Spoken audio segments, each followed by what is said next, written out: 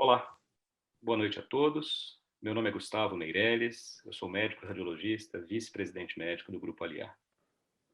É com muito prazer que eu gostaria de convidá-los a assistir esse nosso evento, realizado em uma parceria entre IPMED e AFIA, Siemens Healthineers e o Grupo Aliar.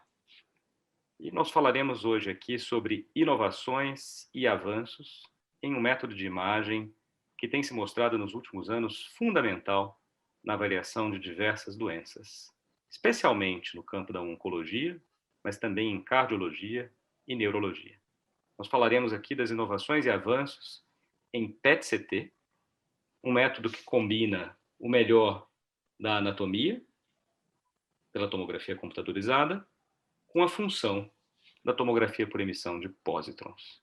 Nós teremos aqui alguns especialistas de muito renome e com grande conhecimento na área, como o Dr. Partha Ghosh, que é o nosso palestrante internacional, o Marcelo Toledo, representando aqui a Siemens Healthineers, o Dr. Otávio Baiocchi, hemato-oncologista, e o Dr. Douglas Hassi, radiologista, todos eles com muita experiência no tema. Antes de começarmos as nossas apresentações, eu tenho o prazer de convidar o Rafael Vilas Boas, que é Head de Marketing da AFIA, para fazer aqui as palavras iniciais. Rafael, por favor. Muito obrigado, Dr. Gustavo. Eu queria falar rapidamente, talvez vocês não nos conheçam, eu sou Head de Marketing da AFIA, da parte de graduação e educação continuada. A educação continuada da AFIA é administrada, é concentrada na IPMED. A IPMED é uma empresa com 15 anos de história, já formou em pós-graduações médicas mais de 10 mil colegas médicos. E vocês devem estar vendo minha tela ao longo desse evento.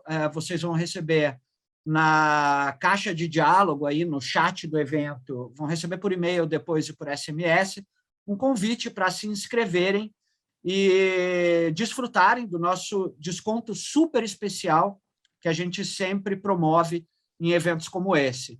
Então, nós temos uma parceria muito feliz com o Grupo Aliar.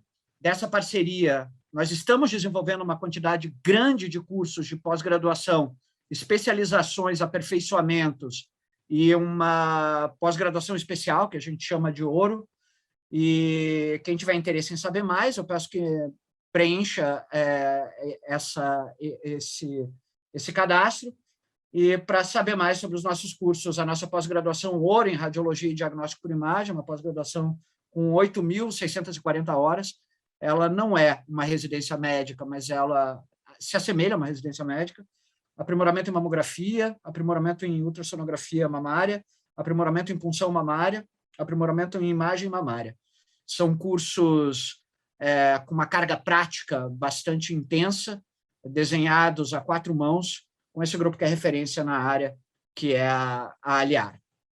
Doutor Gustavo, agradeço aí, peço desculpa pela intromissão, pela interrupção, e devolvo para você a fala.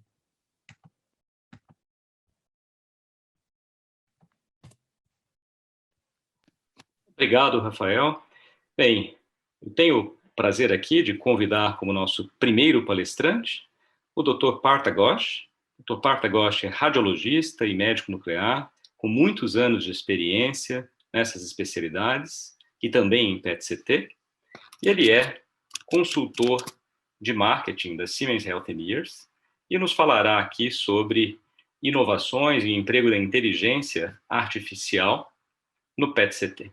Eu passo, então, a palavra para o Dr. Partha Ghosh para a nossa primeira palestra da noite. Thanks for joining us in this presentation on current impact and future directions of PET-CT in oncology. I'm Dr. Partha Ghosh from Siemens Healthineers Molecular Imaging Group. Let us begin with a clinical case example of a patient with a large right lung mass, which is visualized on CT, which also shows no enlarged mediastinal lymph nodes suggestive of metastasis. The patient underwent FDG PET-CT study, which shows a highly glucose-avid mass in the right lung base. FDG uptake reflecting the glucose utilization of malignant tissue. There is also a small focal area of FDG uptake in the mediastinum, which represents a 7 millimeter mediastinal lymph node metastasis, which is considered normal on CT, but the FDG avidity suggests a solitary mediastinal metastasis, which has a major implication for staging. This example above shows the power of metabolic imaging in combination with anatomic imaging using CT for accurate staging. Another patient with lung cancer with mediastinal and supraclavicular metastasis. The FDG PET-CT shows a small focus of intense uptake in the skull, which corresponds to a lytic lesion on CT, which is proven to be a solitary bone metastasis, thereby having a major implication on staging and subsequent therapy.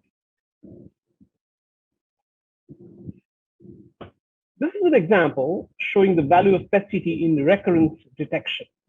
A patient with prostate cancer treated with surgery and radiation therapy shows mild increase in serum PSA. PET-CT using a fluorinated PSMA agent which binds to PSMA-avid prostate cancer shows a solitary lesion in the pelvis, reflecting an early metastasis when no other modality is able to detect it. These images show treatment response in metastatic gastrointestinal stromal tumor before and after imatinib therapy. Pre-treatment contrast CT and fused PET-CT shows hypermetabolic tumor along the border of the stomach. Post-therapy CT shows thickening of the gastric wall, while the PET-CT shows significant decrease in metabolic activity, suggesting partial treatment response.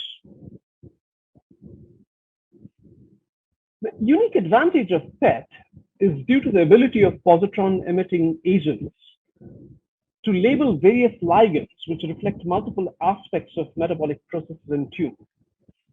The hallmarks of cancer, like increased glucose avidity, cellular proliferation, angiogenesis, hypoxia, etc., can be imaged using PET tracers labeled to compounds mimicking these specific metabolic processes. FDG or fluorodeoxyglucose reflect glucose utilization. FLT or fluorothymidine reflects DNA synthesis analogous to cellular proliferation. Amino acid metabolism is reflected by fluorinated FSCBC or fluorinated fluoroethyltyrosine or FET. Angiogenesis can be imaged using F18 RGD peptides, hypoxia by F18 HX4 or F-MYSO. Several tumor types specific tracers are also available, such as gallium-68 PSMA, reflecting prostate membrane antigen, DOTA-TOC as a somatostatin receptor agonist, fluoroestradiol as estrogen receptor agonist, and new traces like fibroblast activation protein agonist, FAPI. FDG PET-CT is widely used for staging of cancer, radiation therapy planning, response assessment to chemo and radiation therapy, as well as to detect recurrence. If we look at the list of approved indications for FDG PET, we find the majority of cancers in each of which FDG PET-CT plays a vital role. Let us look at some examples of FDG PET-CT impact in primary staging of cancer. This is an example of a man with multiple lung nodules, only one of which is FDG avid, reflecting malignancy. While the adjacent nodules shows low FDG uptake, which turned out to be a hamartoma.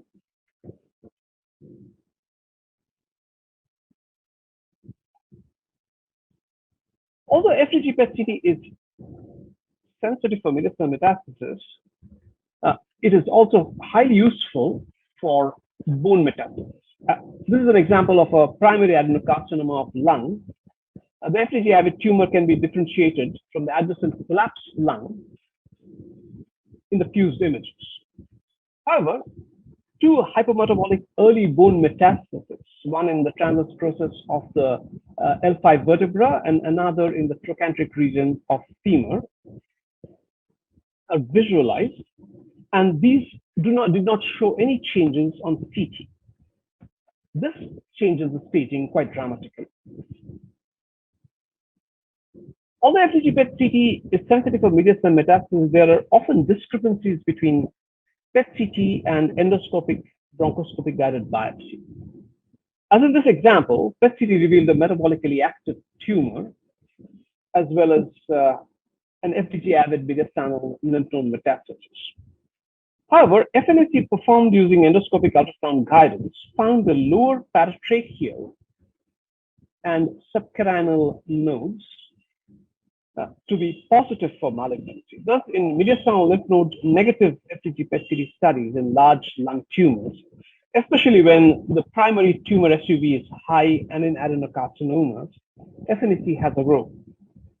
However, as demonstrated in the study, 7.6% of such patients had occult nodal metastasis, all of which were less than 5 millimeter in size. FDG PET-CT has 96% negative predictive value in small T1 and peripheral tumors, but the value decreased to 83% for T2 and central tumors. This example shows the ability of FDG PET to detect early bone metastasis in the case of lung cancer. A small focal FDG-avid lesion seen in the scapula shows no corresponding CT change. This was deemed suspicious for bone metastasis. A follow-up PET-CT showed, after a couple of months, revealed increase in the scapular lesion size as well as intensity of uptake, as well as definite CT changes. There were also new bone metastasis in the spine and the pelvis. Clearly, FDG PET-CT can reveal very early metastasis when conventional imaging is negative, and in this case, there was a major change in staging. FDG PET-CT is predominantly used in breast carcinoma to detect distant metastasis. However, as these clinical examples show, primary breast tumor is often FDG-avid, and positive axillary nodes as well as internal mammary nodal metastasis on FDG PET-CT eliminates the need for further sentinel node biopsy. Internal mammary nodes often can be detected only on PET-CT as well as early bone metastasis, as in this case example. In approximately 5 to 10% of patients with head and neck tumors presenting with a neck mass, the primary tumor cannot be identified by CT or MR imaging. FDG PET-CT is useful to detect unsuspected primary oropharyngeal tumors, as in this case example. The most common sites for occult primary head neck squamous cell carcinoma are the tonsillar fossa, the nasopharynx, the base of tongue, and the pyriform sinus. These two examples of early nodal metastasis, which are normal on CT but show hypermetabolism on FDG PET, in the contralateral neck in one case, and in the ipsilateral upper cervical nodes in the other case. Lymphoma staging has been a long-standing indication for FDG PET-CT. These examples show PET-CT images of various stages of Hodgkin lymphoma. Early bone marrow involvement is visualized within a femoral shaft in the case with stage 4 Hodgkin lymphoma. A patient with chronic lymphocytic leukemia with local transformation to aggressive lymphoma is seen in this example. The FDG uptake corresponding to the site of transformation in the neck is significantly higher than the retroperitoneal lymph nodes associated with patients' chronic lymphocytic leukemia. FDG PET-CT reflecting the true tumor metabolism can help detect such transformation before any other modality. This is a patient with colorectal cancer undergoing primary staging.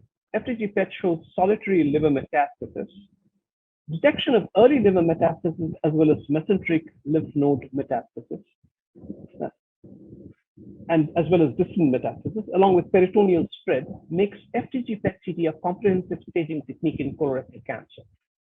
Very often, a combination of contrast CT along with PET provides optimal sensitivity for liver lesions.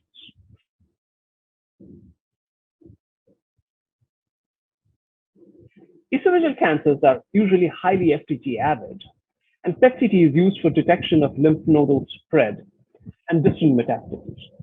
As in this example, a primary tumor in the upper half of the esophagus shows high FDG uptake with a small peritracheal lymph node metastasis.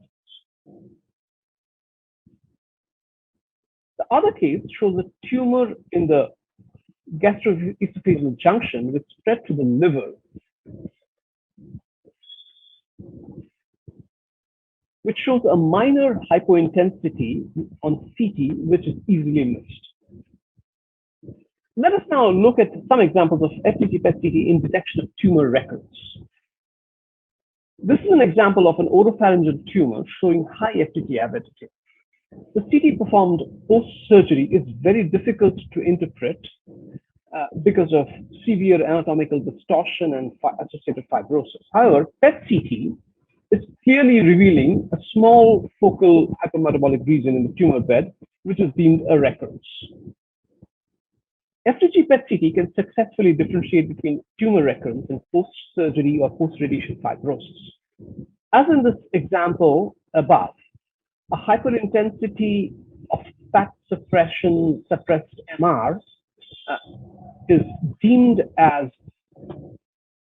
fibrosis post-chemo radiation, but the high FDG avidity clearly identifies the recurrence. The other case shows a nodal metastasis, which is normal in MR, but clearly hypermetabolic on FDG PET-CT. This is another example of FDG PET-CT differentiating fibrosis from recurrence in a patient with rectal carcinoma post-surgery. The CT shows anatomic distortion due to fibrosis, but the small focal recurrence is detected by FDG PET-CT as a hypermetabolic zone within fibrotic tissue with low glucose activity.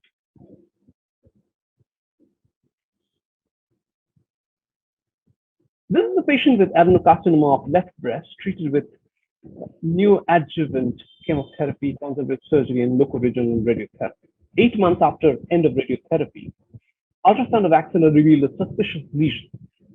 PET-CT revealed highly FDG-avid left interpectoral lymph node, which was confirmed on biopsy as isolated locoregional recurrence. One study has shown FDG PET-CT excluding recurrence in 13.4% of patients with clinical suspicion and identifying recurrence in 10.5% of patients with no clinical suspicion.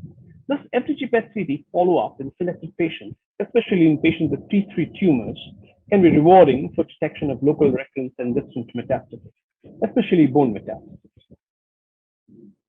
Radiation therapy planning has been positively impacted by FDG PET-CT.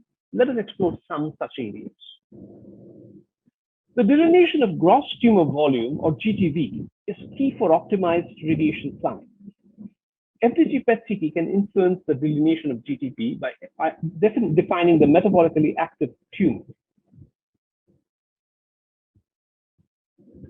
differentiating viable tumor from necrosis and fibrosis, as well as differentiating tumor from normal tissue, as in this case example of a lung cancer, where FDG-avid tumor can separate the viable tumor from atelectasis of adjacent lung, and the GTV can be drawn to exclude the collapsed lung, but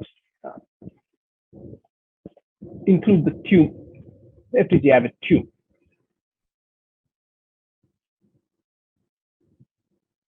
This example shows how effective FDG PET-CT guided targeted radiation planning can be. In a patient with primary lung tumor with associated lung collapse, FDG PET differentiates the viable hypermetabolic tumor from adjacent atelectasis. Based on the PET-CT, a hyperfractionated stereotactic radiation therapy plan was defined, aiming to deliver 50 gray in 3 fractions to the FDG-avid tumor. Follow-up PET-CT shows complete resolution of tumor with reinflation of the collapsed left lower lobe with minimal fibrosis or toxicity. Higher radiation doses result in higher probability of prevention of tumor growth and hence prolonged survival. One study concluded that for every 1 gray above the conventional prescription dose, there was an improvement in the 3 to 5 year survival rate by approximately 1%. PET-CT guided radiation planning can increase the dose to the viable tumor significantly while avoiding unnecessary radiation to normal tissue, necrotic and fibrotic tissue. As in this example, use of PET-CT based plan in a patient with lung cancer with associated atelectasis, 5 gray more radiation could be delivered to the viable tumor compared to CT-based plan without exceeding toxicity limits to the lung or spinal cord. Since current radiation therapy often uses gated radiation delivery approaches, gating of CT and PET in lung cancer is being increasingly adopted. This example is of a phase-matched respiratory gated CT and PET showing the entire range of tumor motion during respiration. Often the radiation is delivered only at end expiration when the tumor has the least motion in order to deliver a high dose to tumor, avoiding dose to normal lung or liver. The total tumor motion can be incorporated into the planning target volume, since the motion can be several centimeters for base of lung lesions. One of the key approaches to FDG PET CT based radiation planning is to escalate radiation dose to the FDG avid tumor. This is based on the fact that local recurrence occurs mostly within the highest FDG avid portions of a tumor. As in this study on pharyngeal tumors, 54% of recurrences following radiation occur within the FDG avid tumor volume, and 96% of these radiation of recurrences occur within the volume with the highest FDG uptake. Studies in rectal cancer, where post-radiation residual disease volumes were superimposed on the pre-therapy PET-CT, showed the residual tumor volume to be almost always within the high FDG avid area. Thus, highly FDG avid tumor is often the most radio-resistant and requires higher radiation dose. Dose escalation to the highest FDG uptake zone within a tumor is increasingly being adopted. As in this case example from a clinical trial, the PET volume defined by an isocontour with threshold of 50% of the maximum SUV value was prescribed 77 gray, with just 2% of the volume with the highest uptake receiving 84 gray. The volume beyond the 50% isocontour received an average of 67 gray.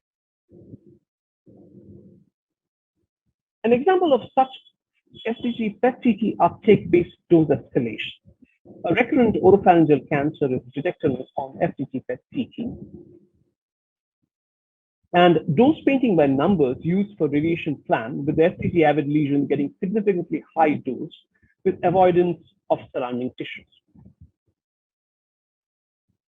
Post-radiation follow-up PET-CT shows complete resolution of the lesion without undue inflammation. PET-CT can be used for assessing response of tumor to radiation therapy, although post-radiation inflammation can complicate interpretation.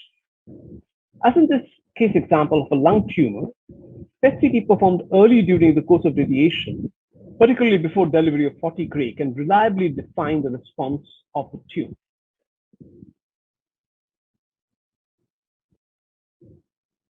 However, after 40 gray, there is progressive increase in inflammation, which is also FDG avid. So early response of tumor to radiation is of major prognostic importance, and one study showed that the lower level of SUV reduction with radiation was associated with higher risk of distant failure. This is true even with stereotactic radiotherapy, and thus PET-CT-based response evaluation is key to management optimization. Radiation therapy aims to escalate dose to tumor without increasing dose to normal tissues.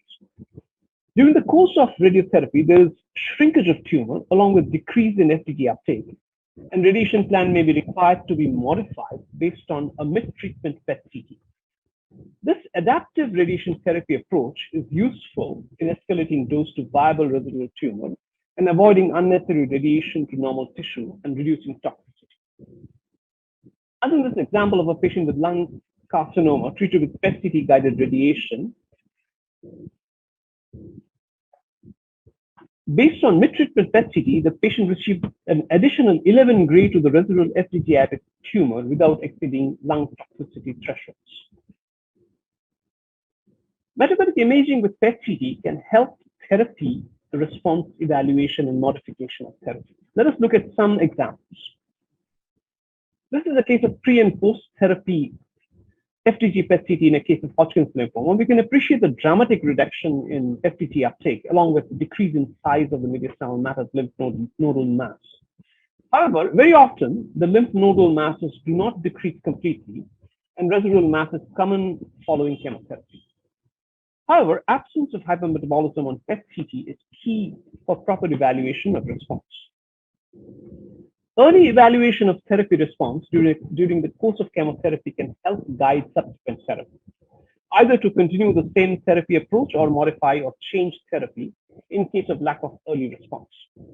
In a patient with diffuse B-cell lymphoma, pre-therapy PET-CT demonstrates large, intensely FDG-avid anterior mediastinal and parasternal mass.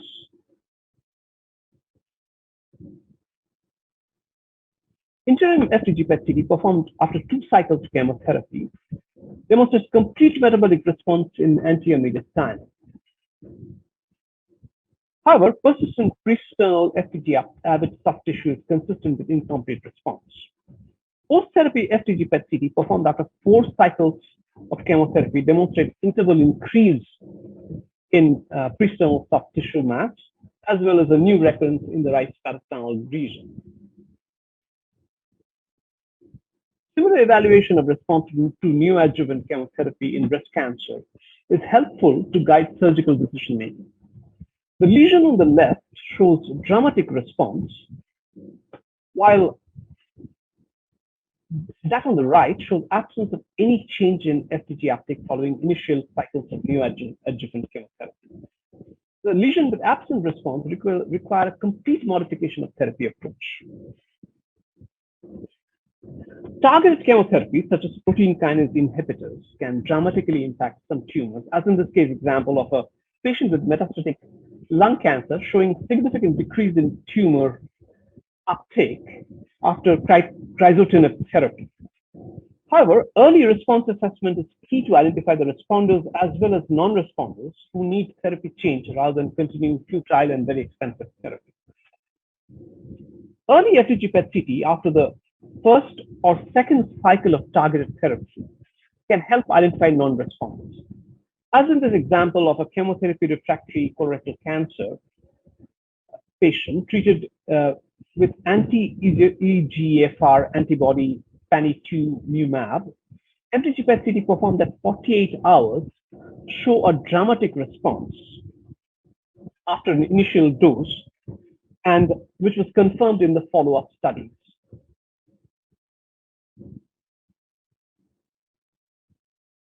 Immunotherapy has made a major impact in cancer therapy. However, response assessment in immunotherapy can be complicated by the influx of lymphocytes, as well as inflammation within the tumor following therapy, which may increase the FDG avidity and appear like progression of the lesion.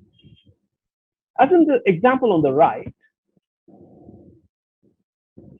there is increased uptake in the mediastinal nodal lesions following immunotherapy, which ultimately subsided in a follow-up study performed after 2 years. The PET images of the pre-therapy and secondly 2-year post-therapy show the complete response. This pseudoprogression following immunotherapy needs to be carefully considered while interpreting early PET-CT after therapy. The patient on the left, however, shows absence of any change in uptake before and after immunotherapy, reflecting clearly a primary resistance. With liquid biopsy for circulating tumor DNA being increasingly used for tumor prognostication and therapy decision making, a combination of FDG PET-CT and circulating tumor DNA can be complementary. In the study on patients with metastatic colorectal cancer, patients with lower total tumor burden defined by FDG-PET-CT and those with lower circulating tumor DNA levels showed significantly better overall survival. However, patients with low circulating tumor DNA but with high whole body FDG-ABET tumor burden had an intermediate overall survival. Such combinations open up the possibility of identifying a subset of patients who require further therapy optimization. Let us now look at some non-FDG PET tracers being increasingly used in cancer imaging. Gallium-68 or F18 PSMA PET-CT is widely used for detection of prostate cancer metastasis. Prostate membrane antigen or PSMA is highly expressed in most prostate cancer metastases, and PSMA PET-CT is highly sensitive and specific for detection of lymph nodal and bone metastasis. As shown in this example, a recurrence in the prostate bed, bone mets in ileum, as well as metastasis in the lymph nodal metastasis in the obturator fossa is visualized. In patients with very early metastasis, where the serum PSA level is low and below 0.5 nanogram per deciliter, PSMA PET-CT still shows almost 86% sensitivity, while no other modality can detect lesions in this stage. The sensitivity is about 100% when the serum PSA is above 1 nanogram per deciliter. These are examples of prostate cancer metastasis within the bone marrow at such an early stage that the CT signs of sclerosis are absent. This reflects the superior sensitivity of PSMA PET-CT for early metastasis and can dramatically impact therapy. MRI is often used for primary prostate cancer delineation. However, MRI shows lower sensitivity for detection of lymph node metastasis as well as prostate bed recurrence compared to PSMA PET-CT. These two examples show parailiac nodal metastasis positive on gallium-68 PET-CT, but normal on MR, both in size as well as in signal, as well as diffusion restriction. A study comparing the two modalities shows 39% sensitivity of MRI compared to almost 100% with PET. Radiation therapy is often used in early recurrence of prostate cancer, especially when the serum PSA is minimally increased and MR or CT does not show any lesion. A salvage radiation therapy in the prostate bed and adjacent lymph nodal groups is mostly deliberate. PSMA PET-CT can significantly impact the planning of salvage radiation by detecting early nodal metastasis and prostate bed recurrence so that these lesions can be dose escalated. Very often, extrapelvic lesions are detected. In the study, 19% of patients had major modifications to the salvage radiation plan, predominantly due to bone metastasis and peridexal nodal metastasis.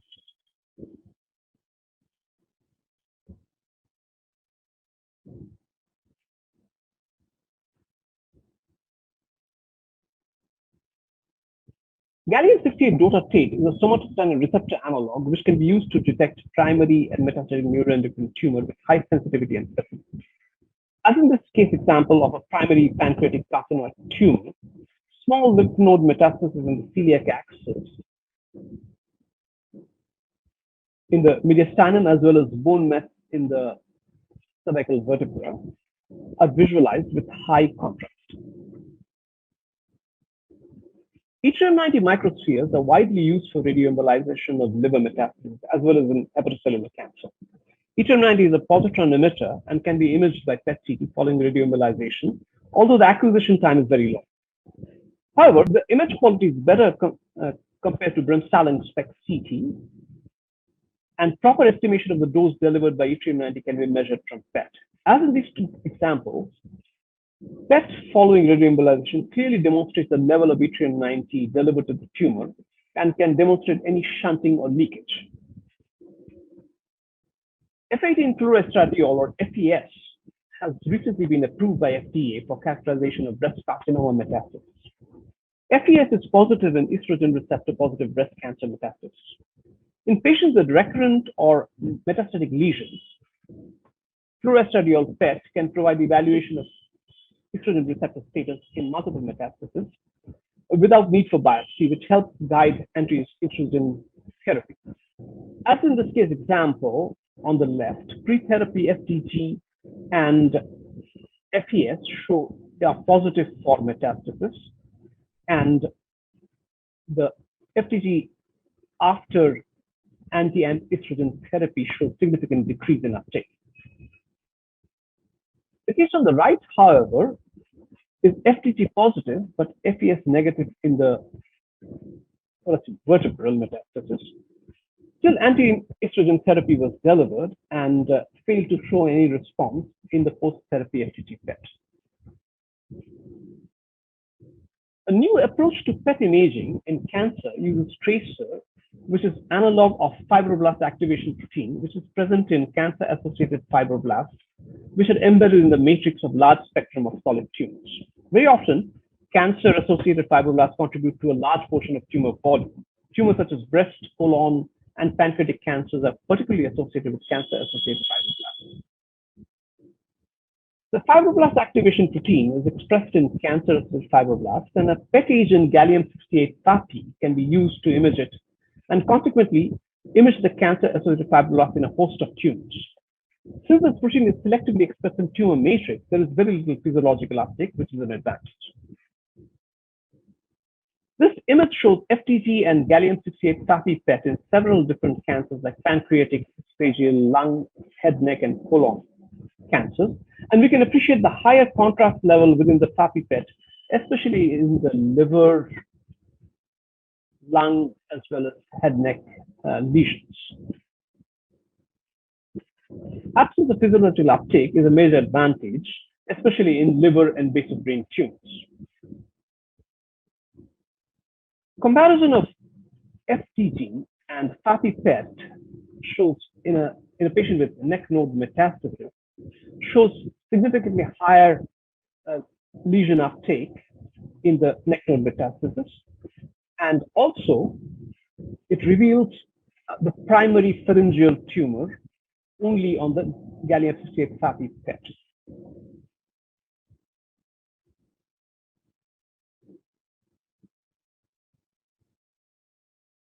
FDG and gallium-68 FAPI PET CT in a patient with nasopharyngeal carcinoma. FAPI PET defines the nasopharyngeal cancer with higher contrast than FDG PET, but also reveals the right skull base and cavernous sinus lesion that was not seen in FDG PET CT due to physiological uptake in the brain and oral cavity. So in conclusion, we see that PET CT has a major impact in staging, response assessment, and therapy decision-making for the majority of common cancers. New traces like gallium-68 PSMA has dramatically changed imaging of prostate cancer. Early response evaluation with PET can help optimize chemotherapy and targeted therapy like immunotherapy. We're looking forward to progressive use of new traces like FAPI, which can revolutionize cancer imaging with PET CT. Thank you.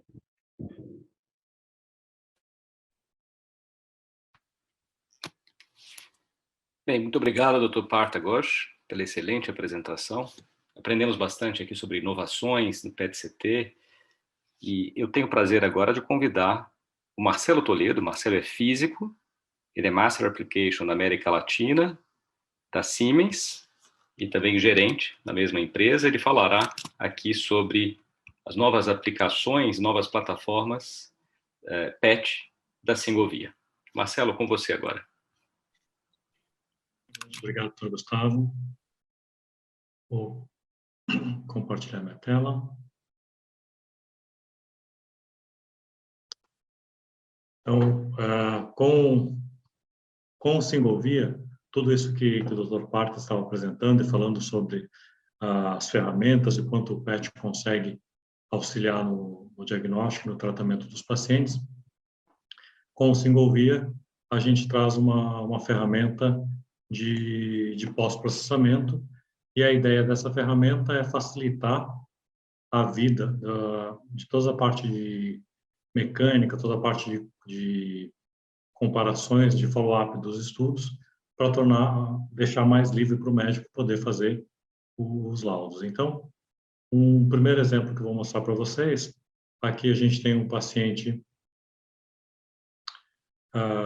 com múltiplas lesões, que seria, então, o trabalho para fazer e mapear e fazer a medida em cada uma das lesões. Hoje, com a ferramenta de inteligência artificial, a gente consegue,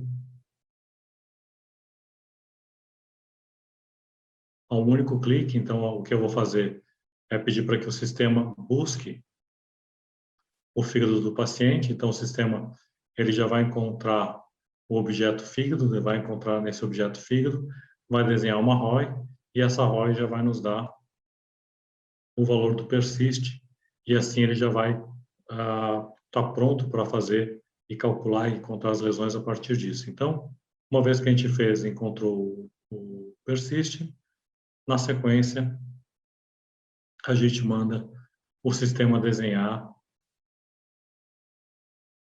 todas as lesões. Uma vez que ele desenhou todas as lesões, ainda é possível a gente se adequar ao que ele encontrou. Então, eu posso escolher se eu vou usar o Auto ID ou não, ou seja, com o Auto ID, ele já automaticamente, com inteligência artificial, tudo aqui que está verde, ele detectou como lesões fisiológicas e o cérebro, e ele já tirou fora dessa quantificação. E ainda a gente teria a possibilidade de, querendo, você pode ainda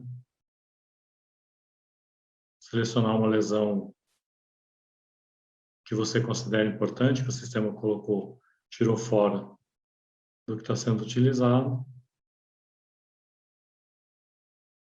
e você pode agregar uma lesão a mais. Então, você tem a ferramenta do Auto ID para, com inteligência artificial, o sistema retirar, medir as lesões e retirar tudo que é lesão fisiológica, e você depois pode adequar o que você necessita e personalizar as medidas. Feito isso, o sistema nos apresenta os valores de medida. Então, aqui você vai conseguir acompanhar já o valor de carga tumoral, os SUVs. Então, quando você está fazendo um follow-up de um paciente, você já consegue ter os valores de carga tumoral para você ver como é que esse paciente responde a esses múltiplos tumores durante o tratamento. Uma outra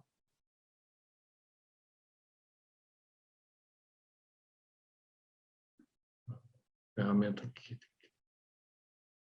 está...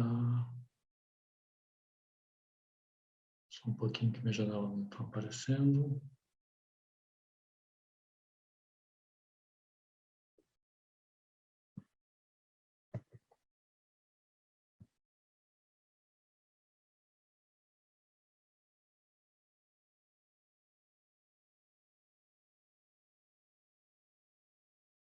Uma outra ferramenta, então, para o follow-up, é você poder fazer facilmente um comparativo. Então, quando você entra com um estudo comparativo no single via, e aqui a gente pode entrar até 8 estudos comparativos, você pode fazer uma medida em um estudo, uma medida no PET para calcular o SUV. Você pode fazer no CT, então você fez a medida aqui, ele já mostra para você na tomografia onde você fez a medida, para caso você queira fazer uma medida de RECIST. E na sequência, nos estudos sequentes, ele já apontou para você onde a medida foi feita, para que você decida se você quer fazer essa medida ou não. Então, você pode refazer a mesma medida na mesma posição nos vários estudos.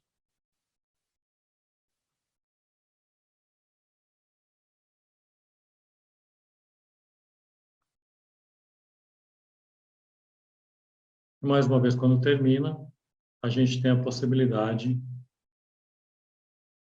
de ter essa avaliação. Ele já entrega a avaliação pronta.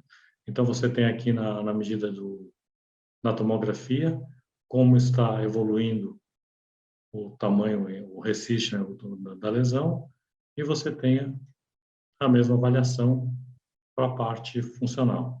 Então, você consegue, na parte do PET, você consegue selecionar a carga tumoral, TLG, o volume do tumor, você consegue acompanhar as lesões mais quentes, então, caso você tenha feito 10, 15, 20 medidas do paciente, nos 3, 4 até 8 estudos, quando você vai pedir para ele fazer um acompanhamento das lesões mais quentes, ele vai apontar a lesão mais quente dentro de cada estudo e vai mostrar aqui para você como está evoluindo o seu paciente. Da mesma maneira, você pode fazer uma avaliação especificamente na lesão que você selecionou, tanto para tomografia quanto para PET. E quando você faz isso em PET, ele permite você fazer uma avaliação que seja baseado no SV máximo, médio, ou se você quer o TLG ou o MTV. Então, você pode escolher qual parâmetro você vai usar para fazer essa análise no follow-up. Da mesma maneira, vou mudar aqui para um estudo só, a gente tem com muita facilidade a opção de trocar as unidades do SV. Então, por exemplo, aqui ele está apontando só como SV-BW, mas em SV parameters você pode editar os valores que foram feitos na injeção, caso tenha sido errado, você pode digitar aqui, e no caso do single via, não necessita reconstruir o próprio, enquanto estiver no single via, o single via consegue reconhecer para você, e caso você coloque a altura do paciente, você já consegue fazer análise tanto em SVPW quanto, por exemplo, em LBM. O interessante disso é que quando eu cliquei, o próprio single via já fez a conversão para mim. Então, fica fácil você avaliar e passar de SVBW para LBM, para Limb-Bored Mass, que vai ser um SV mais estável no follow-up do paciente, porque o single via já faz essa avaliação, essa conversão para você. Ainda a possibilidade aqui nos parâmetros do SV de você conseguir normalizar equipamentos diferentes. Então, com esse filtro, você pode, através de uma aquisição feita nos equipamentos que você quer normalizar, porque hoje um grande problema que a gente tem é se o paciente muda de equipamento, se a clínica trocou de equipamento, como é que você segue no follow-up daqueles SUVs? Né? Quando você troca de equipamento, você tem a perda da estabilidade dos valores de SUV. Você vai ter uma variabilidade de persiste quando troca de equipamento superior aos 30%. Então, com esse filtro, há uma única aquisição, você pode fazer uma aquisição no PET antes de retirar ele, antes de trocar, faz no PET novo, e aí você vai ter um valor aqui de 3, 4, 5 milímetros, e esse valor ele vai normalizar para você, ou seja, você consegue trazer pacientes de equipamentos diferentes, e aqui pode ser de fabricantes diferentes, você consegue trazer esse paciente e o filtro garante para você uma variabilidade de persist inferior a 18%. Ou seja, existe uma variação nos valores do SUV, mas não existe uma variação na conduta clínica do paciente. Então, com o single via, a gente consegue botar em prática tudo isso que o Dr. Parta apresentou e mostrou para nós ali, ainda com muito mais ferramentas que a gente tem, mas um overview rápido para vocês. O principal que eu queria mostrar são essas ferramentas de inteligência artificial, que hoje já estão habilitadas para a gente fazer múltiplas lesões ou um follow-up de múltiplos time points de paciente e ainda conseguir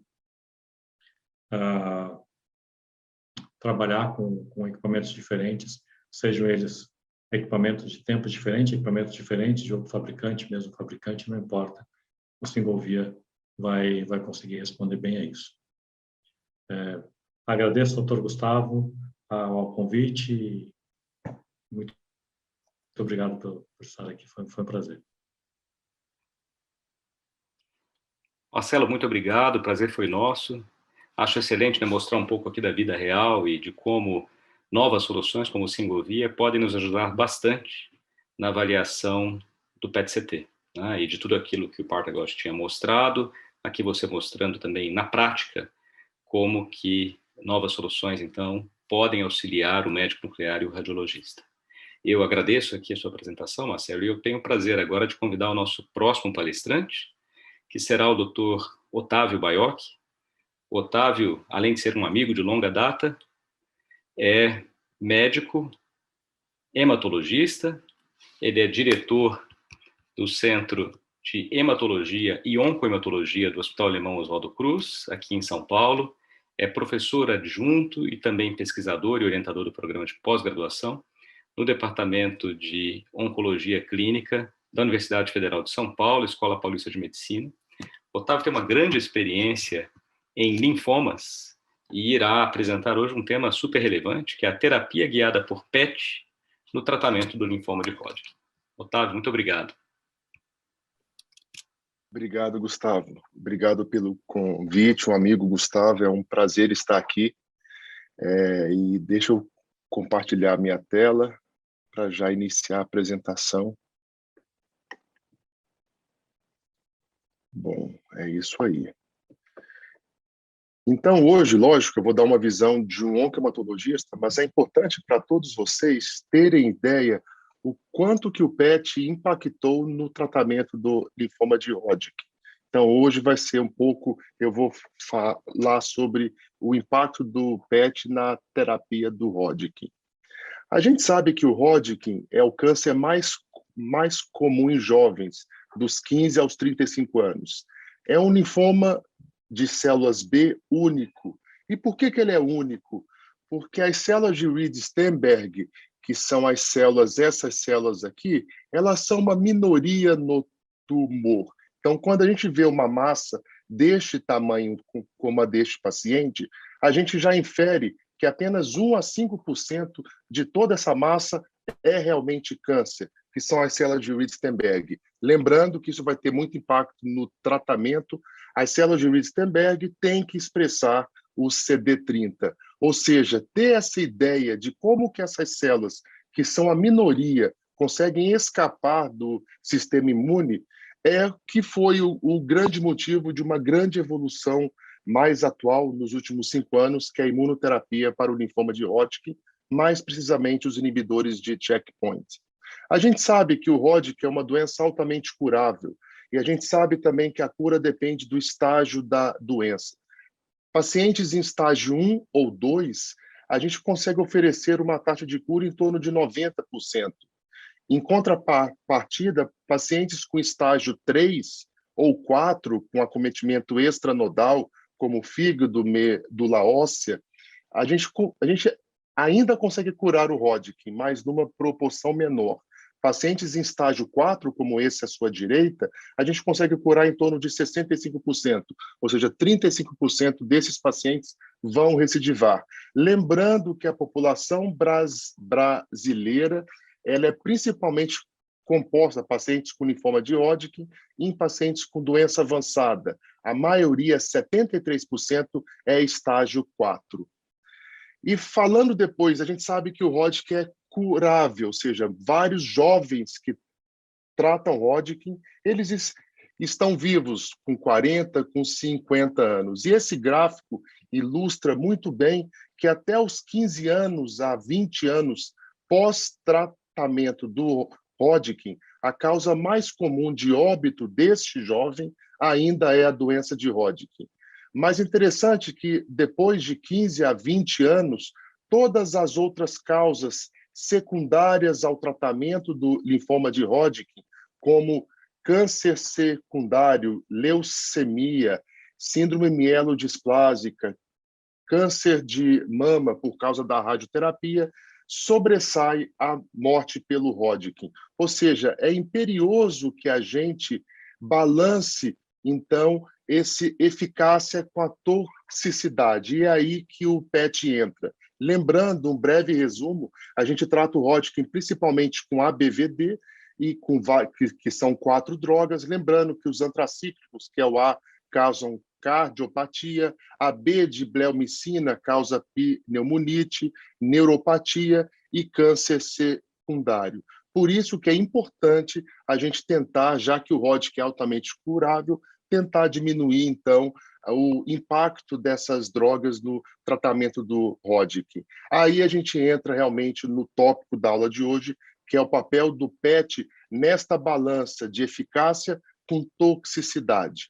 Tá? E aí eu trago um marcador prognóstico que revolucionou o tratamento do Hodgkin, que é o interim PET, ou PET feito depois de 2 ciclos de quimioterapia, neste caso do ABVD. É impressionante essa curva, como que essa curva realmente mostra a importância de um PET negativo após 2 ciclos de químio. Para vocês terem uma ideia, o paciente geralmente faz 6 ciclos de ABVD. Então, pacientes com interim PET negativo, ele veja que praticamente 100% deles vão estar vivos em 5 anos. Então, a dúvida aqui, para esse grupo, será que é importante, será que eu posso diminuir a carga de quimioterapia, já que é um grupo de excelente prognóstico? Em contrapartida, este grupo aqui, que ainda tem o interim PET positivo, veja como a chance dele recair em 5 anos é muito grande. E para este grupo, será que eu posso escalonar a terapia? Então, o interim PET, que é o conhecido nosso há mais ou menos uns 10 anos, trouxe esta vantagem de poder diminuir o tratamento para esses pacientes com interim PET negativo e aumentar a intensidade para esses pacientes que potencialmente vão recidivar com interim PET positivo. E esse estudo do Galamini foi mostrado também em vários outros grupos. Vejam que curvas muito parecidas, mostrando o impacto impressionante do interim PET no tratamento do Hodgkin avançado.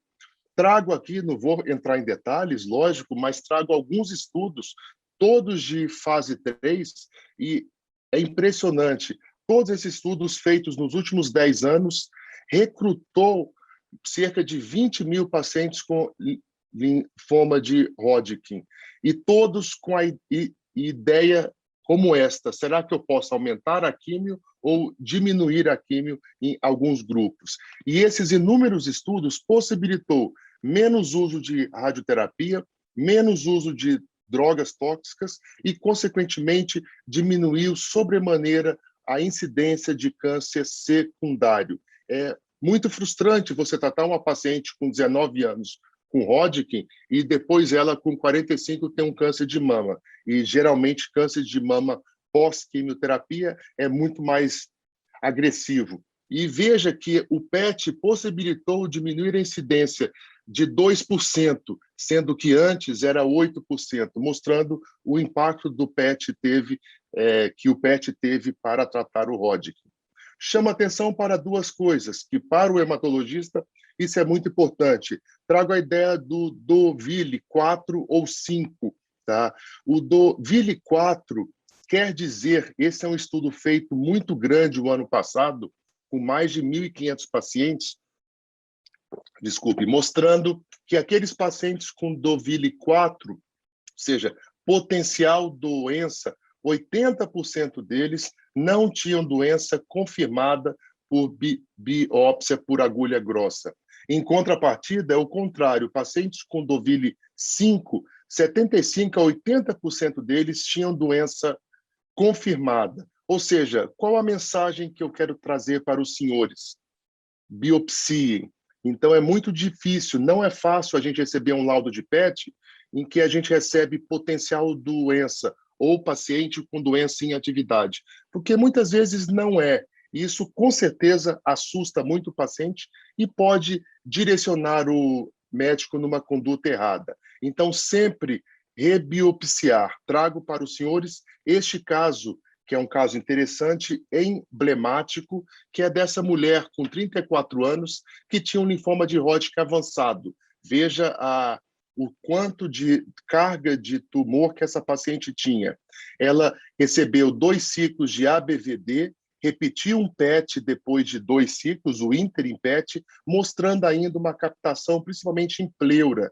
Depois do 4º ciclo de ABVD, a gente repetiu ainda o PET, mostrando o Deauville 5. Aqui vocês podem ver. E depois de 6 ciclos de ABVD, ainda mantinha doença ativa ou realce pelo PET. Ou seja, isso é uma doença de Hodgkin refratária. Não é incomum o médico assumir isso como refratariedade, não fazer a biópsia e tratá-lo. Vocês vão ver já já como a gente trata a segunda linha. Mas vejam, esse caso a gente fez uma biópsia depois de 6 ciclos de ABVD e o que ela tinha na pleura era uma TB. E ela foi tratada com esquema HIP. Depois de 1 mês, veja que ela já estava com uma resposta completa. Isso ratifica que a biópsia é mandatória. Agora, e para aqueles pacientes que, como no Brasil a maioria é doença avançada, a gente sabe que cerca de 25% a 35% desses pacientes vão ter doença recaída ou refratária. E para este caso, para a doença recaída, a gente faz a terapia de segunda linha, que é altas doses de quimioterapia, seguido do transplante autólogo de medula óssea. Esse é o esquema, geralmente de 3 a 4 ciclos, e veja a importância do PET, porque ele vai ter um impacto, a resposta, a profundidade de resposta vai ter um grande impacto no sucesso do transplante. Vejam nesses vários estudos, se eu transplanto um paciente com PET negativo, ou seja, com resposta metabólica completa, eu consigo curá-lo em cerca de 80%, 70%, 80% das vezes. Em contrapartida, se eu transplanto o paciente com PET positivo, eu ainda curo ele, mas é muito mais difícil, em torno de 40%. Antigamente, a gente usava muita quimioterapia, por isso é que eu trago essa referência dos gênios. Antigamente até hoje em dia, a gente usa algumas quimioterapias, como a gencitabina, platina, doxo, e o que a gente faz é uma sopa de letras, como o Gênios faz, liga G com E com D, etc. E esses são aqueles esquemas que a gente chama de ICE, GEV, DAP. Lembrando que todos esses esquemas traz uma resposta completa em torno de 35% para o ICE a 60% para o BGEV. Tá? Agora, o que a gente usa mesmo e tem usado nos últimos 5 anos não é mais os gênios, são essas novas drogas, como o brentuximab, que é um anti-CD30. Lembrem que o Hodgkin, a célula de Uristenberg, sempre expressa o CD30, e os inibidores de PD1, que ativam células T contra o linfoma de Hodgkin. Então, são essas 2 novas drogas que vocês vão ver o grande impacto que ela teve em aumentar a chance de resposta pré-transplante. Então, o anti-CD30, que é o brentuximab, liga no CD30 das células de Uristenberg, essa molécula é internalizada, e aí essas células liberam uma droga que está ligada aqui, que é um agente tóxico, que é a monometil-auristatina, fazendo com que as células de Uristenberg morram. Agora, como que ocorre a ação dos inibidores de PD1? Eles bloqueiam a molécula PD1, que tem uma função de bloquear a resposta imune das células T. Ou seja, eles inibem a inibição da resposta imune. Ou seja, se eu uso o anticorpo que inibe a inibição, eu aumento a atividade de células T contra as células de Uristenberg. Então, os senhores já imaginam que a junção de brentuximab com PD1, com os inibidores de PD1, aumentou muito, com muito menos toxicidade, a chance de resposta desse paciente. Trago aqui vários estudos breves, só para mostrar que a adição do brentuximab aos esquemas de químio já existentes, houve um incremento absurdo de resposta. Com isso, aumento da chance de cura. Se eu pegar o DAP como exemplo, de 61% de resposta, ele vai para 82% com a adição do brentuximab. O ICE, de 40%, vai para 75%, e assim por diante, mostrando que novas drogas certamente aumentam a taxa de cura para o linfoma de Hodgkin, essas novas drogas. E, por último, e não menos importante, como já foi mostrado na aula anterior, que não é fácil avaliar o PET com os inibidores, avaliar a resposta com os inibidores de checkpoint. Trago como exemplo paciente com metástase de melanoma que estava em uso de nivo, que é um inibidor de PD1, com ipilimumab, que também é um inibidor de checkpoint, um anti-CTLA4. E aqui fica muito claro, esse paciente iniciou essas drogas na semana 0, mostrando a lesão em pele também. Na 8ª semana, ou seja, 2 meses após o uso dessas drogas, houve uma piora das lesões de pele, inclusive com aparecimento de metástase ou lesões em fígado. Só depois de 24 semanas que essas lesões começaram a diminuir e depois de 48 semanas sumiram. Ou seja, vocês já imaginam que o hemato, o oncologista, tem que ter muita paciência e calma para avaliar a resposta com um PET em uso de inibidores de PD1. Trago esse caso meu de uma jovem, então, que é a dificuldade de interpretar o PET, porque, como já foi falado, você tem geralmente um aumento, muitas vezes, dessas lesões, com aumento da atividade de FDG, principalmente por infiltração de células T ativadas, que é o que foi chamado de pseudoprogressão. Trago a história dessa jovem que tinha uma doença refratária de 26 anos e que em 2018 iniciou um inibidor de checkpoint, que é o pembrolizumab. Ela está muito bem, tá? E o PET dela é assim, é este. Ela já fez 2 biópsias de 2018 para cá e todas negativas para a doença de Hodgkin. Então, mostrando que essa paciente, eu até brinco, ela está fazendo crossfit, ou seja, ela está muito bem. Então, mostrando que a gente muitas vezes tem que ter paciência e acalmar o paciente, que muitas vezes isso não é doença em atividade, como neste caso. E com isso eu acabo a aula de hoje. Eu acho que eu fui breve, mas eu estou aberto para dúvidas e foi um prazer estar aqui. Muito obrigado, Gustavo. Prazer foi nosso, Otávio, como sempre, a apresentação é excelente, muito conhecimento aqui para a gente, para todos que estão assistindo, né? Os radiologistas, médicos nucleares, demais especialidades aqui que têm interesse no PET-CT, um aprendizado muito grande de quem está aí olhando os pacientes, né? E vendo inovações, não só no diagnóstico, mas também no tratamento dos linfomas, aqui nesse caso específico, linfoma de Hodgkin. Nós teremos algumas depois, né? Já estamos recebendo algumas, e aí as farei, né? Tanto para o Marcelo, para você, e para o Douglas, que é o nosso próximo e último palestrante.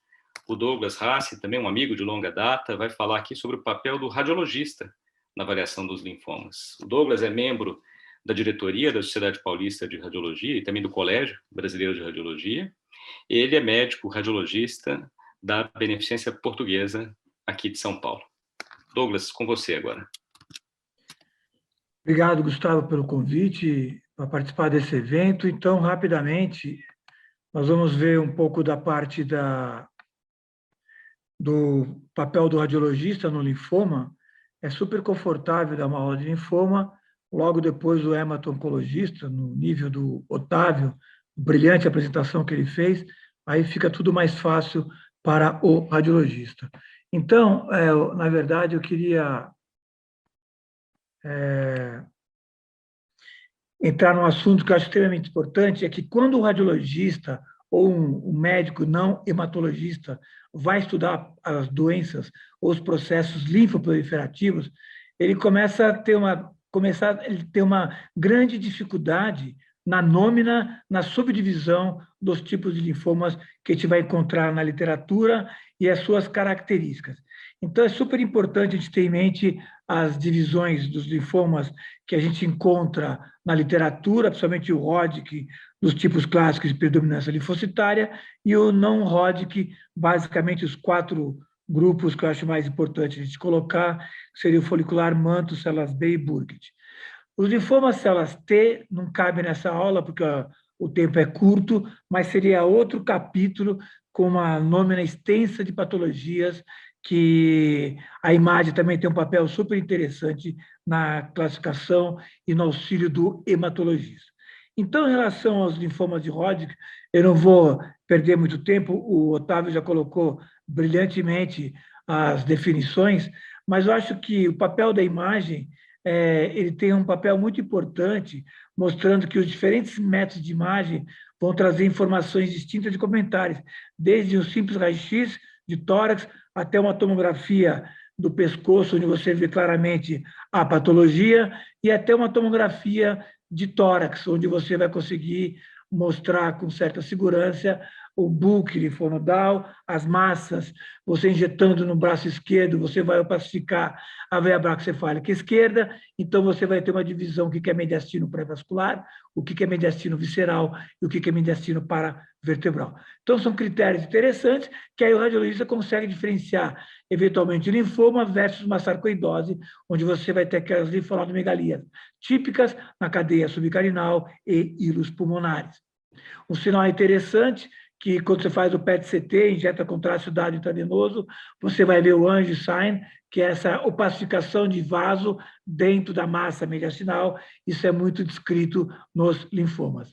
Lembrando que nas divisões dos linfomas, como foi colocada, o linfoma de Hodgkin tem uma característica interessante, quando é o celular-idade mista, que ele é mais encontrado nos pacientes HIV positivo. Bom, tem um subgrupo do linfoma de Hodgkin, o de ricos de linfócitos, esse daqui será um exemplo da imagem, que por tomografia ou PET-CT, você vai ter extrema dificuldade de, só na imagem, dar o diagnóstico. Assim como predominância linfocitária, que é um grupo mais raro dos linfomas de Hodgkin, sendo indolentes e menos agressivos, que pode expressar o CD20, essa imagem também não é característica, é uma imagem bem de massa mediastinal reto-peritoneal, que aí é apenas a biópsia que vai chegar a um diagnóstico mais preciso. Mas chama atenção aqui uma ressonância magnética, que você tem uma massa que, na sequência ponderada em T1 e T2, ela tem um sinal semelhante ao parênquima esplênico. E sempre que você vir massas com sinal semelhante ao parênquima esplênico e você excluir o baço acessório, você tem que lembrar de duas patologias. Uma seria linfoma e outra seria a doença de Castleman, que é um diagnóstico interessante, que vai ter um padrão de imagem com sinal semelhante ao parênquima esplênico. Entrando um pouco em linfoma não Hodgkin, dos 4 subtipos, lembrando que o Burkitt tem um papel mais agressivo, e o folicular ele é baixo grau, ele é indolente, onde expressa baixo KI67. Eu começo pelo folicular, chamando a atenção da seguinte, que o folicular no PET-CT, ele vale tudo. Eu já vi folicular que não capta nada FDG, já vi folicular captando que nem Burkitt, já vi folicular captando radiofármaco, e como você não tem critério de Guelph, você seleciona o controle evolutivo sem tratar esse paciente e a massa fica estável ou a massa regride espontaneamente. Então, o linfoma folicular vale tudo. Ele pode expressar uma captação importante, aqui supraclavicular, ele pode simular um Burkitt, e na verdade era um folicular. Aqui outro exemplo de folicular na escavação pélvica, esses linfonodos em frente ao músculo ilíaco, a literatura chama a cadeia de Castellino, que foi descrita para linfomas. Ele pode regredir espontaneamente, sem tratamento nenhum, apenas com regressão. Outro caso de linfoma folicular no pescoço, que regrediu sem tratamento nenhum nesse paciente, que também tinha no mesentério, e houve uma regressão espontânea sem tratamento. Se o linfoma folicular pode regredir espontaneamente, então qual o critério que vai me auxiliar a falar que esse paciente merece o tratamento? O critério é o de Guelph, que é o grupo de estudo do linfoma folicular, onde eles sugerem que pelo menos 3 lesões maior do que 3 centímetros, ou uma lesão maior ou igual a 6 centímetros, isso é bulk, isso sugere tratamento. Ou esplenomegalia associado, ou derrame pleural ascite, ou citopenia ou leucemia associado, são critérios de Guelph, onde o folicular vai ser tratado. Uma característica super importante que está em evidência hoje em dia, um paciente com linfoma folicular no reto peritônio, que aqui é o interim, que mostrou uma mega resposta, mostrando o papel do inteirinho do PET-CT, que o Otávio colocou muito bem, e o controle evolutivo, fim do tratamento, uma resposta completa, paciente super bem. Só que chamava atenção, no fim do tratamento, que apareceu uma captação na axila direita e no músculo deltoide, que hoje em dia, quando você tem linfonodo captando na axila, no paciente com uma mega resposta, paciente oncológico, você tem que levantar da cadeira e conversar com o paciente, porque a chance de ser apenas uma reação da vacina anti-Covid deve ser a mais provável, que está tendo muito comum hoje pacientes vacinados aparecerem linfonodo no local da axila do braço onde recebeu a vacina. Isso é apenas reacional e não é doença. Um outro linfoma muito estudado, que viria em segundo lugar do grau de agressividade, depois do folicular, é o linfoma de manto, que ele é aquele borderline, não é nem igual ao Burkitt e nem igual ao folicular, ele fica no meio.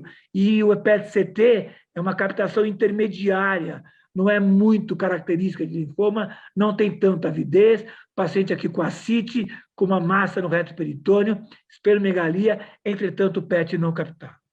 Terceiro lugar, o não-Hodgkin células B, aí sim, esse começa a ter mais agressividade, começa a ter mais avidez da glicose, no caso aqui pegando o pescoço da tonsila palatina, um paciente com células B, só que tinha uma mutação no CEMIC. Então, o gene CEMIC é a superexpressão que pode acontecer nesses linfomas não-Hodgkin de células B. O gene CEMIC ele tem múltiplas funções celulares e não raramente pode, no células B, ter a expressão do CEMIC. Então, tem um prognóstico ruim, onde você vai ter bastante avidez da glicose. Aqui tinha no mesentério, tinha na cadeia inguinal, tinha junto ao osso, na coluna vertebral dorsal inferior. O outro exemplo de células B com mutação do CEMIC, onde eu tinha captação tapetando a submucosa do estômago. Então, quem olha essa imagem só na tomografia, acha que parece um giste. Só que sempre que você tem lesão de submucosa no estômago, tem que fazer diferencial com o linfoma. Nesse caso, era um célula B com mutação do CEMIC. Entrando no quarto grupo não-Hodgkin, eu ficaria com o Burkitt. É o mais agressivo. Aqui a ressonância magnética mostrando uma criança, uma volumosa massa no mesentério, que isso era um Burkitt. No PET-CT, mostrando o grau de agressividade, pegando o neuroforame cervical à esquerda. Aqui uma massa comprimindo a traqueia. Esse paciente chega no hospital com urgência na imagem, onde você vê a massa comprimindo a traqueia, pacientes cianóticos, que antes da quimioterapia é importante fazer uma pulsoterapia para tentar rapidamente diminuir essa massa, para melhorar o quadro respiratório desse paciente. Ele tinha também linfoma na mama, na cadeia axilar e assim por diante. Um quadro importante que a gente encontra nos processos linfoproliferativos é quando eu tenho atapetamento, é quando eu tenho envolvimento do peritônio. Então, o envolvimento do peritônio na tomografia ou na ressonância magnética, eu tenho que pensar em três situações: uma carcinomatose, que é as células epiteliais, uma sarcomatose, que é as células mesenquimais, ou uma linfomatose, que é umas células linfoepiteliais. Então, as células do linfoma, isso vai dar a linfomatose, que na tomografia lembra muito carcinomatose versus sarcomatose. E no PET-CT vai ter uma grande avidez ao radiotraçador. Aqui o PET-CT mostrando as placas no grande aumento, que você pensa em carcinomatose, linfomatose ou sarcomatose, aí a biópsia pode auxiliar no diagnóstico. Um paciente com leucemia, LLC, que teve uma transformação para linfoma, uma transformação linfomatosa. Aqui umas células B, oriunda de uma LLC, onde tinha o bulk retroperitoneal, com encasement dos vasos viscerais abdominais, tronco celíaco, mesentérico, artérias renais, todo o mesentério e grande aumento infiltrado por linfoma oriundo de uma LLC. Hoje em dia, qualquer tipo de câncer, você vai ter que, como radiologista, saber como dar o laudo. E o laudo é dado através do critério de resposta na imagem. Por exemplo, se eu estou tratando um câncer de mama e foi feito quimioterapia e estou com tomografia e ressonância magnética, eu tenho que usar o RECIST 1.1. Se eu estou usando uma tomografia ou uma ressonância e estou usando imunoterapia, por exemplo, ipilimumab, atezolizumab, nivolumab, e a tomografia, eu tenho que usar o iRECIST. O IRESIST é para imunoterapia e CT ressonância magnética. Se eu estou em quimioterapia com PET-CT, eu vou usar o PERSIST. Se eu tenho uma quimioterapia e se eu tenho uma imunoterapia e estou usando o PET-CT, eu não vou usar o PERSIST, eu vou usar o critério de respostas, que é o PERSINT e o PERCRIT, e assim por diante. Se eu estou usando uma terapia alvo-molecular, por exemplo, imatinib para GIST, eu vou usar o critério de Choi, onde é a densidade. E no linfoma, o critério de resposta não é o RECIST, eu vou usar o critério de Lugano, que é o critério utilizado para linfoma, onde o Lugano ele usou o Ann Arbor e ele modificou a classificação de Ann Arbor em doença limitada, avançada e intermediária, que também é baseado em critérios de respostas, que tem uma variação da eficácia do tratamento oncológico. E no Lugano também você entra com Deville, como o Otávio colocou para a gente. Lembrando que o Lugano é carga tumoral, a soma do produto dos diâmetros. Isso é extremamente importante. Então, note aqui uma carga tumoral no paciente com linfoma avançado, que parecia um Burkitt, e na verdade não era. E aqui, um paciente, é o mesmo paciente que foi usado um imunoterápico, o nivolumab, nesse caso, associado a brentuximab, e olha só, toda a carga tumoral dele desapareceu, sobrou apenas um nódulo na bolsa testicular. E o SUV aqui maior era em torno de 26, e o SUV na bolsa testicular era de 20. E aí vem a polêmica. Ele tinha muito tecido pelo corpo inteiro. Foi para a imunoterapia, o corpo inteiro respondeu inteiramente. Só que apareceu um tecido apenas na bolsa testicular. Se eu olhar para SUV, a carga tumoral parece continuar a mesma, pensando em SUV. Só que olhando para a morfologia e para a topografia, eu só tinha carga tumoral na bolsa testicular. Então, aí vem a importância do que o Marcelo Toledo mostrou, nos protocolos de software que você tem no Singovia, para poder quantificar a região de tecido pelo corpo e saber se o tecido diminuiu em todo o corpo, apareceu apenas no lugar e como é que está o SUV Max nesse paciente. Critérios de Deville, eu dou nota 1 quando eu não tenho captação pelo FDG, no interim do tratamento, geralmente depois do segundo ciclo. Eu dou nota 2 quando a captação é igual ou menor ao mediastino. Eu dou nota 3 quando a captação está entre o mediastino e o fígado. Eu dou nota 4 quando a captação é maior do que o fígado. E nota 5 quando ela é bem maior do que o fígado. Lembrando aquilo que o Otávio falou no Roddick, captação Deville 5, a chance de câncer é maior, do 4 para baixo, a chance de câncer é menor. Lembrando que Deville serve para prognóstico, e ele é no interim da doença. Então, Deville 1, no grupo, depois do segundo ciclo de quimioterapia, não tinha captação nenhuma, isso é score 1, uma média resposta. Já no segundo ciclo, um grande prognóstico para esse paciente. E aqui o paciente com Deville 5, depois do segundo ciclo de quimioterapia, então aqui o prognóstico é um pouco mais reservado. Então, PET uterina é importante para predizer resposta e sobrevida, lembrando que o score 1 e 2, a sobrevida é em torno de 96% em 2 anos, após 2 ciclos, e o score, principalmente o 5, a sobrevida vai diminuir nesses pacientes. Lembrando que o PET-CT modifica o estadiamento clínico até 30%, e o impacto na mudança de conduta em até 45%. PET-CT é bom para todo mundo, para todo o processo linfoproliferativo? Não. A maioria dos linfomas captam radiofármaco, mas como eu mostrei para vocês, principalmente o folicular, às vezes não capta. Não é só folicular. A LLC, o linfoma de células linfocíticas pequenas, o linfoma linfoplasmacítico, que é macroglobulinemia de Waldenstrom, pode não captar no PET, a micose fungoide pode não captar, e o linfoma não Hodgkin, zona marginal, também pode não captar no PET-CT. Então, Lugano, os critérios vão ser semelhantes ao RECIST do ponto de vista de resposta completa, parcial, sem resposta, assim por diante, mas a resposta completa, isso pode acontecer quando a lesão diminui de tamanho ou quando tem um Deville 1 ou 2. Lembrando que, cuidado com isso, se eu tenho um PET-CT que tinha uma massa que captava e eu tenho um DVIL-1, olha que legal, o PET mostrou um DVIL-1. Agora, quem não tem PET-CT, apenas a tomografia, o que aconteceu? Eu tenho uma massa que teve uma resposta parcial apenas na tomografia, mostrando a grande superioridade do PET-CT, que ele dá a resposta metabólica. E por que acontece isso? Exatamente pela anatomia linfonodal. O linfonodo é como se fosse um feijão ou um rim, eu tenho a via aferente, que vai entrar o remédio quimioterápico, por exemplo, e vai destruir as células da cortical, da medular, do manto, macrófago e as células B, neoplásicas, assim por diante. Entretanto, o linfonodo é revestido por fibroblasto, e quando você dá o remédio, a cápsula geralmente não destrói, então dá essa ação clonogênica, ou seja, o conteúdo é destruído, entretanto a cápsula pode preservar, que é tecido fibrótico. Por isso que a tomografia aparece ainda tecido, só que o PET-CT fica totalmente zerado. Isso é muito importante a gente ter conceito. Quando eu vou dar a resposta parcial, eu tenho que comparar a imagem com baseline. Quando eu vou dar a resposta progressão de doença, eu tenho que comparar a imagem com o nadir, que é o menor tamanho que chegou a lesão ao tratamento.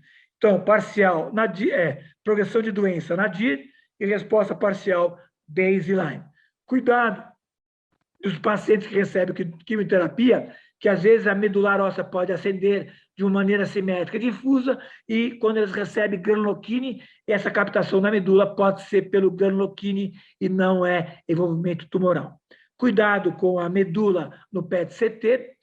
O PET-CT tem uma grande sensibilidade, maior que a biópsia, porque a biópsia só vai no ilíaco e o PET-CT vê o corpo inteiro.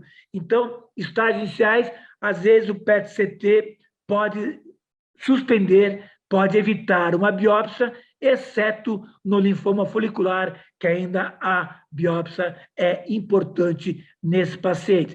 Então, tem vários papers falando de PET-CT e biópsia. Então, a biópsia tem uma sensibilidade de 38%, especificidade de 100%, valor preditivo positivo 100, negativo 84%. Já o PET-CT, ele ganha na sensibilidade em relação à biópsia, empata na especificidade, empata no valor preditivo positivo e é um pouco superior no valor preditivo negativo. Então, esse trabalho foram 930 pacientes que receberam a biópsia de medula óssea, foi positivo em 9%, e o PET-CT foi positivo em 20%. Então, tem uma superioridade o PET-CT. Lembrando que o folicular ainda é recomendado a biopsiar esses pacientes. E tem um upstage de até 42% do PET versus a biópsia de medula óssea. Finalizando, o Otávio mostrou muito bem a imunoterapia em alguns casos de linfoma de Hodgkin, e cuidado com a imunoterapia, e quando você associa a radioterapia, que você pode o efeito abscopal. Esse efeito é muito mais descrito no melanoma, mas a literatura mostra alguns casos de linfoma, então vale a pena eu mostrar aqui um exemplo de um paciente com várias lesões do corpo, e ele estava com dor retroperitoneal, porque ele tinha um nódulo no hilo hepático, que estava junto ao plexo celíaco, por isso que dava dor. Então, foi optado por fazer uma radioterapia nesse paciente, associada à imunoterapia. O que acontece? Aonde recebeu a radioterapia, a lesão desapareceu no PET. E aquelas lesões que não receberam radioterapia também desapareceu. Então, é isso, efeito abscorpal. É um sinergismo. A radioterapia potencializa a ação da imunoterapia e o inverso é verdadeiro. A imunoterapia também potencializa a ação da radioterapia. Tanto é que a imunidade hoje tornou-se um assunto fascinante para quem faz oncoradiologia, que tem vários trabalhos falando do efeito abscopal, falando da reação sarcoide-like, que aparece em linfonodos, que parece câncer, na verdade é reação sarcoide-like. E aqui um caso de COVID no paciente com linfoma, que os linfonodos diminuíram só com a doença do SARS-CoV-2, mostrando o grande papel da imunidade frente à neoplasia. Então, como mensagem final, eu queria falar jamais em processo linfoproliferativo, ache que a imagem é número jamais. Em primeiro lugar, sempre é o clínica e exame físico. O paciente vai falar para você, olha, eu estava tomando banho e apareceu um linfonodo no pescoço, que pode ser uma recidiva ou uma doença primária. Lembrar os critérios de resposta por imagem. Quimioterapia é um câncer de mama, vai usar o RECIST. Se for imunoterapia, na tomografia, é o IRECIST. Se for PET-CT com quimioterapia, é o PERCIST. Terapia molecular na tomografia é o CHOI. Se for imunoterapia no PET, é o PERCRIT e PERCINT. E se for linfoma, vai ser o critério de Lugano. Por isso que hoje em dia, para câncer, você precisa de um oncoradiologista bem formado para auxiliar ao hematologista. A inclusão do PET-CT, o critério de Ville, é fantástico para prognóstico no interim depois do segundo ciclo, lembrar do quadro clínico, lembrar das divisões de linfoma de Hodgkin, não Hodgkin e o células T periférica, que é um outro capítulo, lembrar que os linfomas podem não captar no PET-CT, isso não é comum, mas pode acontecer, e o grande desafio nosso vai ser a acurácia, na avaliação pré-tratamento e na resposta terapêutica, sempre auxiliando ao hematologista para seleção terapêutica adequada. Eu agradeço a atenção de todos. Esse é o meu Instagram, onde tem várias aulas que eu compartilho sobre oncoradiologia. Foi um prazer estar com vocês. Muito obrigado. Muito bom, Douglas. Muito obrigado. Como sempre, também uma excelente explanação aqui. Já temos até algumas perguntas a respeito. Então, eu queria agradecer a todos, né? O Dr. Partha Ghosh, Dr. Douglas Rassi, Otávio Baiocchi, ao Marcelo. E temos algumas perguntas aqui nos próximos 10 minutinhos que eu vou fazer para vocês. Eu vou começar com a pergunta para o Marcelo. Então, Marcelo, nós temos aqui uma pergunta da Lisandra Soares, e a Lisandra quer saber qual que seria a versão do Singovia que foi apresentada. Acho que até eu posso complementar aqui, se tem diferenças de versões, o que tem de inovação aí nas últimas versões do Singovia. Então, Marcelo, começo com você. Obrigado, doutor Gustavo.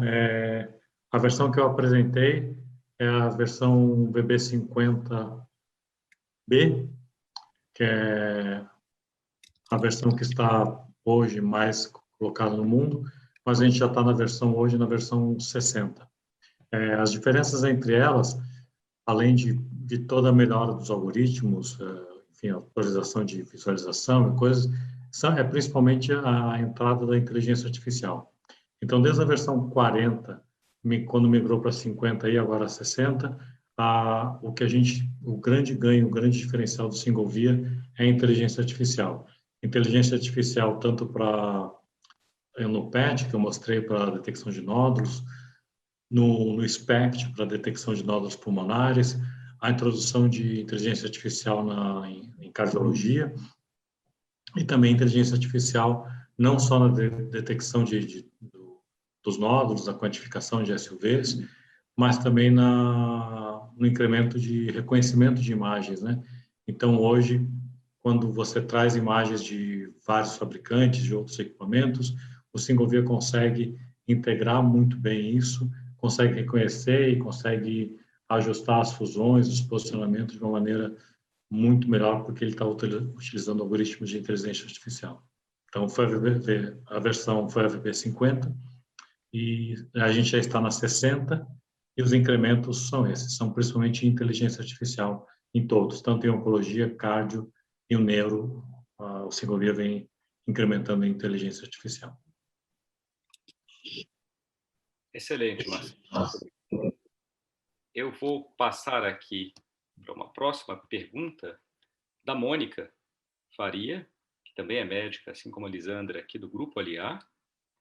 A Mônica pergunta para o Douglas. Em relação à classificação de Deauville, Douglas, nós colocamos a classificação numérica e se há atividade ou resposta completa. Seria, então, interessante colocar apenas a classificação numérica para evitar erros nesse PET de interim? A classificação numérica, você está falando do Deauville, correto? Deauville, isto. Então, sim, a gente coloca assim, o grande problema que eu observo no dia a dia nosso, que a gente recebe pedido médico, às vezes, assim, PET-CT para estadiamento de linfoma, solicito o critério de Deauville. E, às vezes, é o primeiro exame do paciente, é o baseline, não é o interim, né? E, às vezes, é o último exame do paciente. Então, eu ainda sinto, assim, existe uma certa confusão para alguns colegas, do ponto de vista quando realmente o DEVIRE tem um papel importante.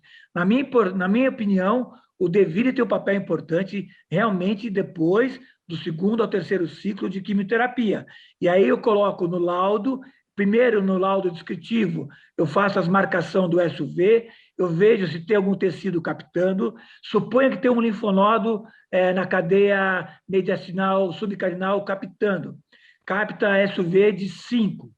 Aí o que eu tenho que fazer? Eu tenho que ver qual que é o valor para aquele aparelho, para aquela máquina, para aquele tempo de injeção do FDG, do parênquima hepático. Se o parênquima hepático está com SUV de 4, eu estou comparando o linfonodo subcarinal, era 5, o SUV de 4. Então, isso infere uma captação maior que o fígado, mas não tão maior do que o fígado, não tão o dobro do fígado. Então, eu daria um DEVIRE 4, eu chego na conclusão, eu falo que tem captação em linfonodo ainda captando, persistindo na cadeia mediastinal subcarinal, score de DEVIRE 4 para PET inteirinho. Então, é assim que a gente faz.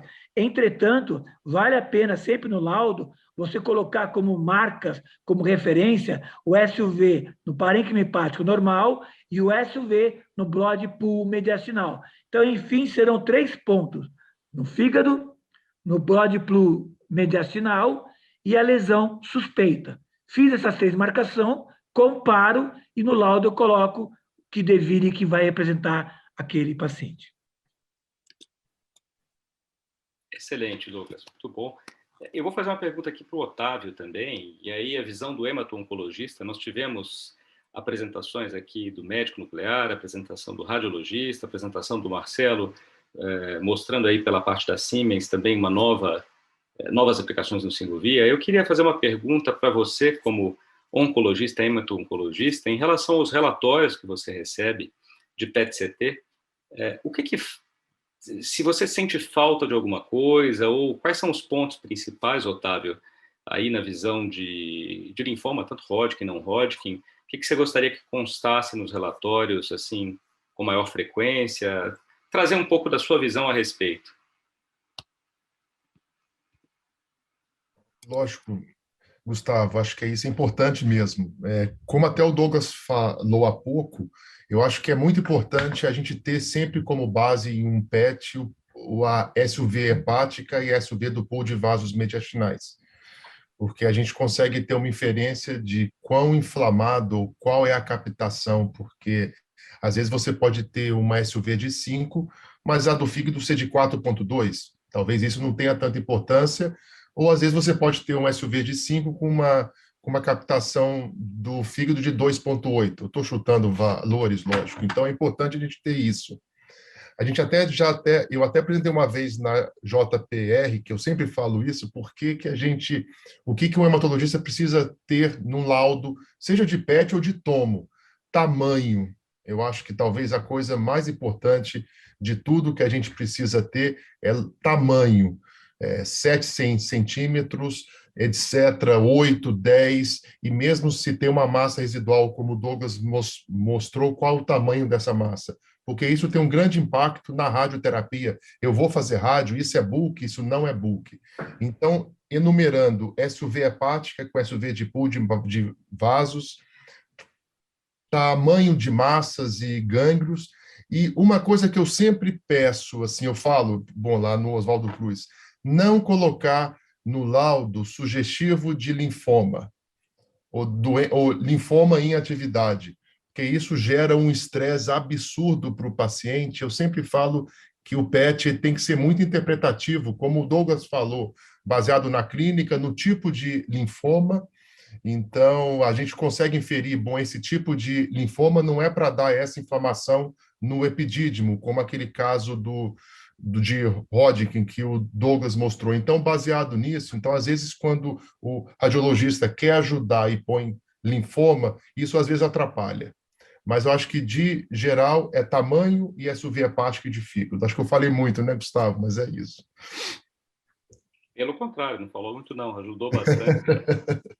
E eu vou fazer uma última pergunta, e aí eu deixo vocês até à vontade para escolherem, né, quem faz. Primeiro, eu queria dizer que assim, estamos recebendo diversos elogios em relação à sessão, tá? E eu reforço esses elogios também, é uma sessão excelente. Tivemos praticamente 500 participantes. E uma última pergunta para a gente encerrar é da Denise Ferreira Rodrigues, também elogiando as aulas, e ela pergunta o seguinte: quando repetir o PET para a diferenciação entre pseudoprogressão e progressão verdadeira? Otávio, você quer perguntar? Você quer responder? Lógico, vou dar a minha visão do hematologista. Geralmente, Denise, eu até falo, não peça PET no início, então a gente tem que segurar a mão, o médico e o paciente também, controlar o paciente um pouquinho, porque se você pedir um PET nos primeiros 3 meses, a chance de você não ter um resultado real é grande, seja por infiltração, por ativação de linfócito T, etc. Geralmente, o melhor momento de se fazer o PET, 4 meses depois. Isso eu estou me baseando nesse tempo, baseado nos estudos clínicos. Queria até ouvir se o Douglas tem uma outra visão, mas de 4 a 6 meses depois. Logicamente, entendendo que o paciente esteja bem. Se ele não estiver bem, aí é uma demanda, ele não está bem, eu vou fazer o PET quando eu quiser, pela queixa dele. Mas se ele estiver bem, 4 a 6 meses depois. Concordo plenamente com o Otávio. Na verdade, a minha experiência em pseudoprogressão, hiperprogressão, é grande, mas em tumor imunogênico, no caso, melanoma, né? Eu tenho um volume muito grande de melanoma, porque eu trabalho com busaide, então tem esse viés. Então, a pseudoprogressão, que eu acho que a gente tem que saber, somente os radiologistas que estão assistindo a gente, e na parte da imagem, é que quando você está à frente ao paciente que está recebendo imunoterapia, você tem que fazer o exame baseline antes do tratamento, aí ele recebeu a imunoterapia, aí você faz a imagem, geralmente a gente faz de 4 semanas a 12 semanas a imagem. Se você viu que aquele tumor cresceu no primeiro exame controle pós a dose da imunoterapia, você fala, puxa, isso é pseudoprogressão? Você não tem essa resposta. Você tem que colocar no laudo que isso é uma progressão de doença não confirmada, que é o que caracteriza o IRECIST, escrito no Lancet em 2019. Depois disso, você sugere um novo exame que tem que ser feito até 12 semanas, então seria 3 meses, geralmente, você faz outro exame. Nesse outro exame, se a massa continuar crescendo, aí sim, isso é progressão de doença, e aquela imagem que eu chamei de progressão de doença não confirmada era uma pseudoprogressão. Se nesse exame que eu fiz, o segundo, a lesão que cresceu, ela diminuiu, aquilo que eu dei o laudo anteriormente era uma pseudoprogressão e agora diminuiu e a vida que segue. Então, imunoterapia, cuidado. A pseudoprogressão, na minha experiência, acontece em 13% a 15% no máximo nos pacientes com melanoma e que recebem anti-CTLA-4, que é o ipilimumab. Com anti-PD-1, por exemplo, para câncer de pulmão, não é comum pseudoprogressão, é extremamente raro. Hiperprogressão em pulmão é um pouco mais comum, pulmão e cabeça e pescoço. Agora, pseudoprogressão não é comum quem usa anti-PD-1, é mais comum em anti-CTLA-4, que é o caso do melanoma, que é o caso do ipilimumab. Nos pacientes com linfoma de Hodgkin, que tem associação do anti-PD-1, como o Otávio colocou muito bem, com bentuximab, você pode ter pseudoprogressão. É comum? Não. E é pseudoprogressão, aí sim merece o papel do radiologista para saber dizer o que está acontecendo e aquilo que o Otávio colocou bem. 3 a 4 meses, para você não inventar doença, que às vezes é só um crescimento da lesão e depois ela diminui, que seria que a gente chama de progressão de doença não confirmada ou pseudoprogressão. Obrigado, Otávio. Obrigado, Douglas. Vou fazer a última pergunta agora para a gente fechar. Então, é uma pergunta também da Denise Rodrigues. E a pergunta dela é o seguinte: qual a opinião do hematologista, então, para você, Otávio, quanto à realização do PET basal para os linfomas, tanto para a avaliação da avidez do linfoma para o FDG, quanto para facilitar também a avaliação de falsos positivos nos exames de segmento? Teoricamente, a gente pode fazer PET para todos os linfomas, e eu acho que mas como o Douglas falou, é imperioso ter nos linfomas agressivos, ponto final. Então, sempre teve uma pergunta, sempre quando eu estou em evento, até falando sobre o SUS, se você tem um PET só, qual é o melhor momento que você escolhe do PET? Resposta. Aí eu não tenho dúvida.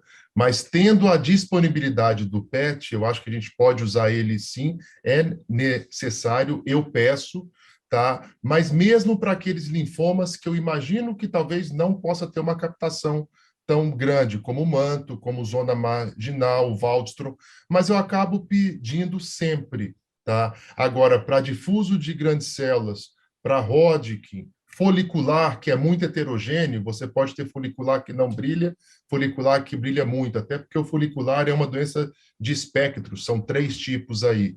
Então, a resposta é, para todos, sim, respeitando a ideia de quanto mais indolente o linfoma, menor a avidez, maior a chance de ter um falso negativo.